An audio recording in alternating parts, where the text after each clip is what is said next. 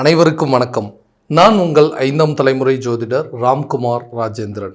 நம்ம இன்னைக்கு பார்க்க போகிற தலைப்பு, மேஷ ராசி அன்பர்களுக்கு உங்களுடைய ராசிக்கு இதுவரை 3ஆம் இடம், அதாவது மிதுன ராசியில் இருந்த குரு பகவான் அதாவது ஜூன் மாதம் 2ஆம் தேதி கடக ராசிக்கு பெயர்ச்சி அடைகிறார். அதாவது குரு உச்சம் பெயர்ச்சி அப்படின்னு சொல்லுவாங்க. அப்போ குரு பகவான் தன்னுடைய உச்ச வீடான கடக ராசிக்கு பெயர்ச்சி அடைகிறார். அப்போ மேஷராசி அன்பர்களுக்கு உங்களுடைய ராசிக்கு 4ஆம் இடமான கடக ராசி, அதாவது சுகஸ்தானத்திற்கு பெயர்ச்சி அடைய போகிறாருங்க.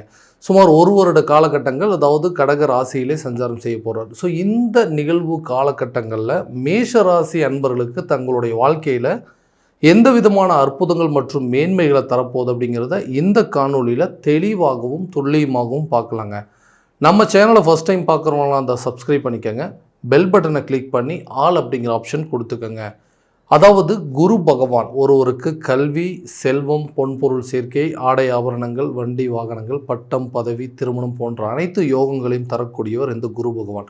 அதாவது மீன ராசிக்கும் தனுசு ராசிக்கும் ஆட்சி, அதாவது அதிபதி என்று அழைக்கக்கூடிய இந்த குரு கடகத்தில் மட்டும்தான் உச்ச நிலையை அடையக்கூடிய ஒரு காலகட்டம் அப்படின்னு சொல்லாங்க. ஸோ இந்த நிகழ்வு காலகட்டங்களில் நிறைய மாற்றங்களை தரக்கூடிய ஒரு பொன்னான அருமையான ஒரு காலகட்டம் அப்படின்னு சொல்லுவாங்க. ஸோ மேசராசி அன்பர்கள் அப்படின்னாவே செவ்வாய் பகவானை ஆதிக்கத்தில் கொண்டவர்கள், அதாவது செவ்வாய் அதிபதியாக கொண்டவர்கள். எந்த ஒரு விஷயத்துமே ஒரு சுறுசுறுப்பாக செய்யக்கூடிய நபர்கள். மற்றவங்களுக்கு எந்த விதத்துலையும் கட்டுப்பாடுகள் அப்படிங்கிறதே கிடையாது. எனக்கு எந்த ஒரு கண்ட்ரோலும் கிடையாது. எனக்கு தெரிஞ்ச விஷயத்தை நான் பண்ணுவேன், எனக்கு பிடிச்ச விஷயத்தை நான் பண்ணுவேன், யார் என்ன சொன்னாலும் அதை நான் கேட்க மாட்டேன் அப்படிங்கிற அளவுக்கு ஒரு தனி கோட்பாடுகளை கொண்டு வாழக்கூடிய ஒரு நபர்கள். எல்லாத்துக்கும் உதவி செய்யும் மனப்பான்மை கொண்டவர். தனக்கு எது சரின்னு படுதோ அந்த விஷயத்தை செய்வாங்க, தவறுன்னு பட்டுதான் அந்த விஷயத்தை செய்ய மாட்டாங்க. அடுத்தவங்களுக்கு உதவி செய்யும் மனப்பான்மை, மற்றவங்களுடைய கண்ட்ரோலில் எப்பவுமே இருக்கக்கூடாது, தனக்கு என்ன விஷயம் சரின்னு படுதோ அதை மட்டும் தான் செய்யும். ஸோ இந்த மாதிரி நிறைய விஷயங்கள் எல்லாத்தையுமே சொல்லுவோம்.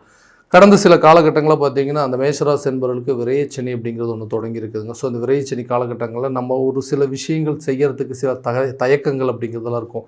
ஏதாவது ஒரு விஷயத்தை பண்ணணும்னா அது ஃபெயிலியராக போயிடுமோ, அதனால பெரிய இழப்புகள் வந்துடுமோ, ஏதாவது நஷ்டங்கள் ஏற்பட்டுருமோ அப்படிங்கிற சில குழப்பங்கள்லேயே ஒரு சில காரியத்தை அடியெடுத்து வைக்கிறதுல சில குழப்பங்கள். இது வரைக்கும் குரு பகவான் 3ஆம் இடத்துல உட்காந்துட்டு இருந்தாருங்க. ஒரு தைரிய ஸ்தானத்திலிருந்து சில காரியத்தை எடுத்து செய்யக்கூடிய ஒரு யோகங்கள் அப்படிங்கிறது கொடுத்தாரு. இப்போ இந்த சுகஸ்தானத்தில், அதாவது 4ஆம் இடம் என்று சொல்லக்கூடிய இடத்துல குரு பகவான் தன்னுடைய உச்சம் பெறக்கூடிய ஒரு காலகட்டங்களில் நிறைய மாற்றங்கள், அதாவது குரு இருக்கக்கூடிய இடத்தை விட அவர் பார்க்கக்கூடிய இடத்துக்கு எப்போவுமே பவர் ஜாஸ்தி அப்படின்னு சொல்லுவாங்க. அப்போ குரு பகவான் இருக்கக்கூடிய இடத்துலேருந்து உங்களுடைய ராசிக்கு பார்த்தீங்கன்னா அந்த குருவுடைய பார்வை 8ஆம் வீடு மேலேயும் 10ஆம் வீடு 12ஆம் வீடு, அதாவது விருச்சக ராசி மேலேயும் மகர ராசி அப்புறம் மீன ராசி, இந்த 3 இடத்துலையும் இந்த குருவுடைய பார்வைப்படும் பொழுது அது ஒரு நல்ல யோக பலன்கள் அப்படி கொடுக்கும். ஸோ இந்த 3 வகையான பலன்கள், அதாவது 4 வகையான பலன்கள் அப்படிங்கிறது என்னென்னு பார்த்தீங்கன்னா, ஸோ இது வரைக்கும் ஒரு விஷயத்தை பண்ணணும் அப்படின்னு நினச்சி எந்தெந்த விதத்தில் தடைகளை கொடுத்துருந்தோம் அந்த தடைகளை உடைத்தெறியக்கூடிய ஒரு காலகட்டங்கள். ஒரு பொருளை வாங்கணும்னு நினச்சவங்க, ஒரு வீடு கட்டணும்னு நினச்சேன், ஒரு இடம் வாங்கணும்னு நினச்சேன், வண்டி வாகனம் வாங்கணும் அப்படின்னு சொல்லி முயற்சி பண்ணால் எதுவுமே என்னோடய வாழ்க்கையில் நடக்கவே இல்லை, எதுக்கு எடுத்தாலும் தடைகள் வந்துகிட்டே இருக்குது அப்படின்னு சொல்லக்கூடிய இந்த மேஷராசிக்கார அன்பர்களுக்கு இந்த 4ஆம் இடத்துல சுகஸ்தானத்தில் இந்த குரு பகவானுடைய பயிற்சி நடக்கும் பொழுது மண்மனை சார்ந்த யோகங்களும், வீடு கட்டக்கூடிய யோகங்களும், நிலம் வாங்கக்கூடிய யோகங்கள், வீட்டுக்கு தேவையான வண்டி வாகனம் வாங்கக்கூடிய யோகம் எல்லாமே உங்களை தேடி வரக்கூடிய ஒரு தருணமாக இருக்கும். ஒரு செலவினங்களே செஞ்சாலும் அது சுப விரயங்களாக மாறக்கூடிய ஒரு காலகட்டம் அப்படின்னே சொல்லாங்க. ஸோ குருவுடைய பார்வை 10ஆம் வீட்டு மேலே படும்போது இது வரைக்கும் தொழில் ரீதியாக நிறைய தடைகளை சந்திச்சுட்டு இருப்பீங்க. ஒரு சில பேர் தொழிலை தொடங்க முடியாமல் இருந்திருப்பீங்க. ஆல்ரெடி பண்ணிட்டு இருந்த பிஸ்னஸே மிகப்பெரிய ஒரு லாஸில் போயிட்டு இருந்திருக்கும். அதுலேருந்து எப்படி மீண்டு வர்றதுன்னு தெரியாத அளவுக்கு இந்த பிஸ்னஸை இழுத்து மூடிட்டு போயிடலாமா, இல்லை வேறு ஏதாவது ஒரு வேலைக்கு போகலாமா அப்படிங்கிற அளவுக்கு சில குழப்பங்கள் வந்திருக்கும். அந்த நிலைகள் முழுமையாக மாறுங்க. புதிய தொழிலை தொடங்குவதற்கான ஒரு வாய்ப்புகள், தொழில் ரீதியாக நிறைய மாற்றங்களும் அதிலே நிறைய முன்னேற்றங்கள் அப்படிங்கிறது இருக்கக்கூடியதுங்க. அதே நேரத்தில் லாபம் சம்மந்தப்பட்ட ஒரு அனுகூலங்கள், இதுவரைக்கும் நிலுவையில் இருந்த தொகைகளை உங்கள் கைக்கு வரக்கூடியது. வியாபாரம் நிறைய பண்ணியிருப்பீங்க, ஆனால் அந்த பணம் எல்லாமே தேக்க நிலையில் இருந்திருக்கும். வரவேண்டிய தொகைகள் எதுவுமே உங்கள் கைக்கு வராமல் இருந்திருக்குங்க. அந்த தொகைகள் உங்கள் கைக்கு சேரும். வியாபாரம் விருத்தியாகும் அப்படின்னு சொல்லலாம். வேலையில் இருக்கக்கூடிய நபர்களுக்கு அதே நேரத்தில் வெளிநாடு சம்மந்தப்பட்ட யோகங்கள் அப்படிங்கிறதுலாம் உருவாகும் இந்த காலகட்டங்களில். ஸோ வெளிநாடு சம்மந்தப்பட்ட முயற்சிகள் இருக்குது. ரொம்ப வருஷமாக இங்கேயே ஒர்க் பண்ணிகிட்டு இருக்குங்க.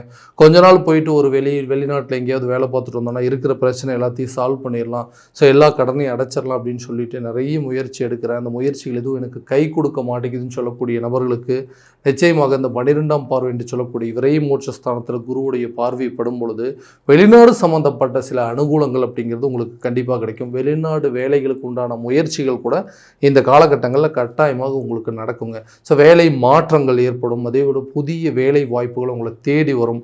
பட்டம் பதவி சார்ந்த யோகங்கள் அப்படின்னு சொல்லலாம். அதாவது ஒரு வேலை செய்கிற இடத்துல நல்ல ஒரு ப்ரமோஷன் அப்படிங்கிறது கிடைக்குங்க. சேலரி இன்க்ரிமெண்ட் கிடைக்கும். ஒரு இடத்துலேருந்து இன்னொரு இடத்துக்கு டிரான்ஸ்ஃபர் கிடைக்கக்கூடிய யோகங்கள். ஸோ இந்த மாதிரி அமைப்புகள் எல்லாமே இந்த வேலை சார்ந்த யோகங்கள் அப்படிங்கிறதும் தொழில் ரீதியாக வெளியூர் மற்றும் வெளிநாடு சம்மந்தப்பட்ட பயணங்களை மேற்கொள்ளக்கூடிய ஒரு தருணமாக இருக்க போதுங்க. ரொம்ப நாளாக பணம் சம்மந்தப்பட்ட பிரச்சனைகள் இருக்குது, குடும்பத்தில் தேவையில்லாத குழப்பங்கள் இருக்குங்க. எதுக்கு எடுத்தாலும் கணவன் மனைவிக்குள்ளே ஒரு மிஸ் அண்டர்ஸ்டாண்டிங் வந்துகிட்டே இருக்குது. சரியான விதத்தில் எங்களுக்குள்ளே ஒரு ஒட்டுறவு இல்லாமல் இருக்குது. ஒரே வீட்டில் இருந்தாலுமே ஆளுக்கு ஒரு திசையை பிரிந்து வாழக்கூடிய ஒரு சூழல், யாரும் ஒருத்தருக்கு ஒருத்தர் சப்போர்ட்டாக இல்லாமல் இருக்குங்க. இந்த நிலைகள் இருக்கக்கூடிய காலகட்டங்களில் கணவன் மனைவியாக சேர்ந்து வாழ்கிறதே மிகப்பெரிய ஒரு பெரிய விஷயமா இருக்குது. ஸோ இந்த நிலைகள் அப்படிங்கிறத மாற்றி அமைக்கக்கூடிய ஒரு தருணமாக இருக்கும். கணவன் மனைவிக்கிடையே இருக்கக்கூடிய சில சங்கடங்கள், சச்சரவுகள் அப்படிங்கிறது, சண்டை சச்சரவுகள் எல்லாமே தீர்ந்து உங்களுக்குள்ள ஒரு நல்ல ஒற்றுமை அப்படிங்கிறது ஏற்படுங்க. பிரிந்த காதலர்கள் கூட ஒன்று சேருவதற்கான ஒரு யோகங்கள் அப்படிங்கிறது இருக்கும். ரொம்ப வருஷமாக திருமணம் அப்படிங்கிறது நடக்கலை, எல்லா விதத்துலையும் முயற்சி எடுத்துகிட்டே இருக்குங்க. ஆனால் எல்லாமே வரன்கள் கைகூடி வருது, ஆனால் கை கெட்டினது வாய் கெட்டலையே. எல்லாமே நடக்கிற மாதிரி இருக்குங்க. திடீர்னு அதில் ஏதாவது ஒரு சிக்கல் வந்து எனக்கு திருமணம் அப்படிங்கிறது தள்ளி போயிட்டே இருக்குது அப்படிங்கிற கூடிய நபர்களுக்கு கூடிய விரைவில் திருமணம் சார்ந்த யோகங்கள் அப்படிங்கிறது உங்களுக்கு உருவாகும். அதே நேரத்தில் உங்களுக்கு ஒரு நிம்மதியான வாழ்க்கை அப்படிங்கிறது, அதாவது யாரெல்லாம் வந்து வீட்டில் யோசிச்சுட்டு இருந்திருப்பாங்க, நம்ம பையனுக்கு ஒரு நல்ல திருமணம் அப்படிங்கிறது ஒன்று செஞ்சு வைக்க முடியல, நம்ம பொண்ணுக்கு ஒரு நல்ல வரன் அமையலேன்னு சொல்லி வருத்தத்தில் இருந்தவங்களுக்கு கூடிய விரைவில் திருமணம் சார்ந்த அமைப்புகள் அப்படிங்கிறது உங்களை தேடி வருங்க. ரொம்ப நாளாக புத்திர பாக்கியம் இல்லாத நபர்களுக்கு கூட குழந்தை பாக்கியம் ஏற்படுவதற்கான ஒரு யோக காலகட்டங்கள் அப்படின்னு சொல்லலாங்க. ஸோ இந்த காலகட்டங்களில் குழந்தை பாக்கியத்திற்கு உண்டான சில மருத்துவ செலவுகள் அப்படிங்கிறது நிறைய செஞ்சுருப்பீங்க. நிறைய ஹாஸ்பிட்டல் போயிட்டு வந்தாச்சு, நிறைய கோயில் குளங்கள் போயிட்டு வந்தாச்சுங்க, நிறைய ஜாதகம் பார்த்துட்டோம். ஆனால் எங்களுக்கு அமையக்கூடிய யோகம் இந்த குழந்தை பாக்கியம் அப்படிங்கிறது தடைப்பட்டுட்டே இருக்குது. நிறைய பேருக்கு வந்து கருக்கலைப்பு ஏற்பட்டுச்சு, மிஸ்கரேஜ் நிறைய நடந்துருச்சுங்க. ஐவிஎஃப் ட்ரீட்மெண்ட் கூட ட்ரை பண்ணிட்டோம், அதுவும் எதுவும் சரியாக நடக்கலைன்னு சொல்கிறவங்களுக்கு கண்டிப்பாக குழந்தை பாக்கியம் அப்படிங்கிறது நிச்சயமாக ஏற்படுங்க.